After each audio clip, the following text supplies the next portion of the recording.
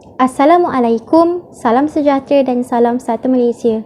Saya Nur Hafizah Izzati binti Ruzaini, pelajar semester 6 Jabatan Seni Visual dengan kad matrik bernombor 4212005411 akan membentangkan pembentangan projek meja satu saya. Pendedahan mengenai budaya mamak dalam kalangan masyarakat melalui pendekatan ilustrasi. Walawi Mamak merupakan sebuah buku interaktif yang diinspirasikan oleh karya kartunis terkenal iaitu Datuk Lat. Merupakan kaedah pemasaran yang berfokuskan kepada nilai patriotik dan pendedahan melalui aspek budaya kemasyarakatan di Malaysia. Untuk pengetahuan puan, projek ini sebenarnya diilhamkan lalu diolah daripada projek akhir saya pada semester lepas melalui subjek Print Publishing yang dibimbing oleh Miss Amira. Kejayaan saya dalam menghasilkan jurnal Walawi Mamak telah menghidupkan nafas baru setelah berbincang dengan supervisor saya dan kami sebat suara untuk mewujudkan sebuah buku interaktif yang lebih menjurus kepada objektif yang sama.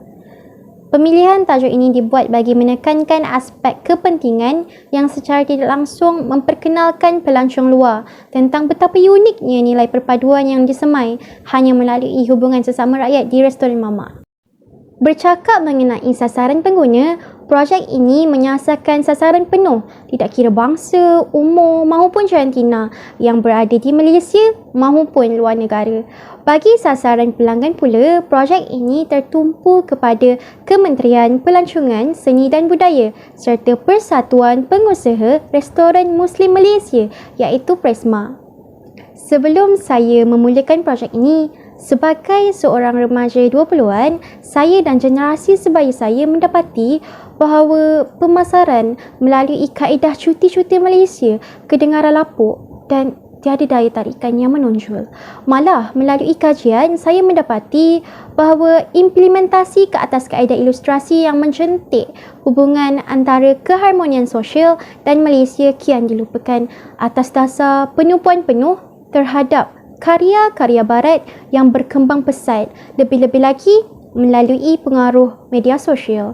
Bukan itu sahaja, saya mengakui bahawa terdapat pelbagai jenis cara dalam membentuk perpaduan. Namun tidak sedarkah kita bahawa tidak semua orang menyimpan minat yang sama? Sebagai contoh, adakah kita semua gemar menonton Liga Bola Sepak? Dan adakah kita semua gemar memakai pakaian tradisional selain daripada waktu hari perayaan?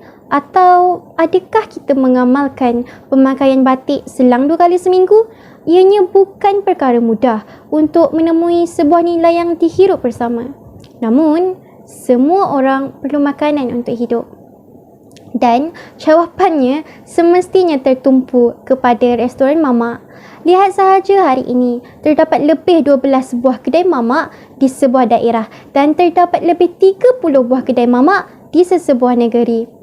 Pun dapat bayangkan kan, beberapa ribu buah restoran mamak di seluruh Malaysia? Maka tidak hairanlah jika saya menyatakan bahawa kedai mamak merupakan pusat tumpuan yang menggabungkan seluruh rakyat Malaysia. Tujuan utama mewujudkan projek ini adalah bagi memberi pendekatan kepada pelancong asing. Bagaimana kita membudayakan dan menerapkan keharmonian sesama kita yang sekaligus meningkatkan nilai bangga dan cinta dalam kalangan rakyat tempatan hanya melalui kaedah ilustrasi. Selaras dengan objektif projek ini dihasilkan bagi menjulang nama Malaysia dalam kaedah pemasaran dari sektor pelancongan dalam konteks babak yang dihasilkan menerusi elemen ilustrasi dan kreativiti yang tidak semua pereka grafik mampu menghidupkan. Di samping itu, projek ini berobjektif bagi meningkatkan nilai identiti sebagai seorang rakyat Malaysia. Justru itu, pengaplikasian dalam semangat patriotisme yang secara tidak langsungnya mampu menjadikan Malaysia sebagai negara yang berdaya saing di peringkat global. Oleh demikian, terwujudlah projek Walawi Mamak yang memerlukan saya mengkaji lebih dalam tentang apa dan bagaimana cara untuk saya memperkenalkan dan memberi pendedahan mengenai budaya, keunikan dan identiti Malaysia. Bukan itu sahaja, malah saya juga perlu berfikir secara bagaimana saya menghidupkan babak-babak yang bersifat sentimental dan dekat dengan rakyat Malaysia yang boleh memberi suasana dan impak yang sama kepada pelancong asing seolah-olah mereka juga dalam kalangan rakyat tempatan.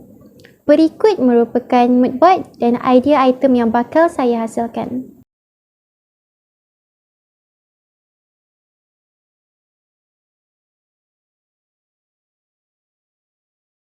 Bergerak pada analisis yang telah saya jalankan, saya telah melalui beberapa kaedah penyelidikan iaitu melalui soalan tinjauan, temu bual dan pembacaan buku.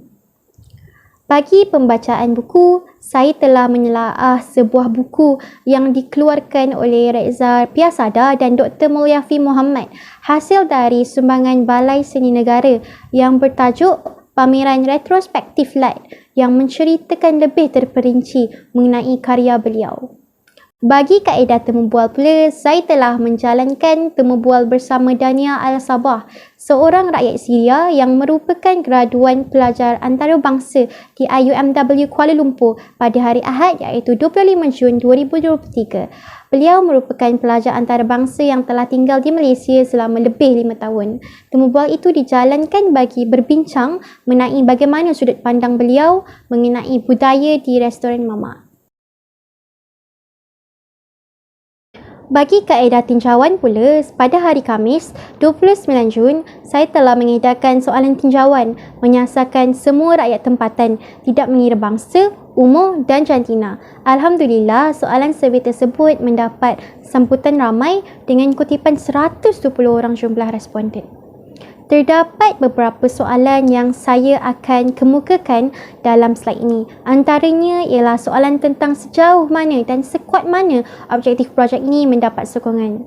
Terdapat 63.2% orang bersetuju bahawa kaedah pemasaran seperti baju KLCC tersebut kurang relevan. Ini membuktikan bahawa majoriti rakyat bersetuju bahawa cara pemasaran sedemikian rupa telah lapuk dan membosankan. Soalan seterusnya pula menjurus kepada karya Datuk Lat. 95.7% orang bersetuju dan rindu akan karya beliau. Soalan ketiga ini pula adalah tentang penerimaan orang ramai mengenai kedatangan pengkarya muda. Sejujurnya, saya sangat terkejut dan terharu kerana hanya 2 orang responden sahaja dalam kalangan 120 orang ini yang menjawab tidak. Maka terbuktilah bahawa ramai rakyat tempatan menantikan kedatangan karya yang bernafas baru. Tidak dinafikan, dalam menghasilkan sebuah buku interaktif, pastinya terdapat perkembangan karakter yang akan dihasilkan.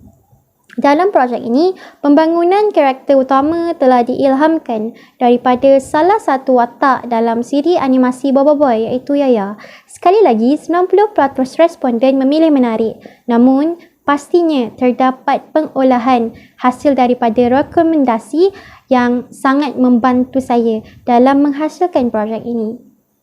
Sekian sahaja pembentangan daripada saya. Semoga pembentangan ini memberi penerangan yang baik dan mampu mengisi segala pertanyaan puan. Sekian, terima kasih.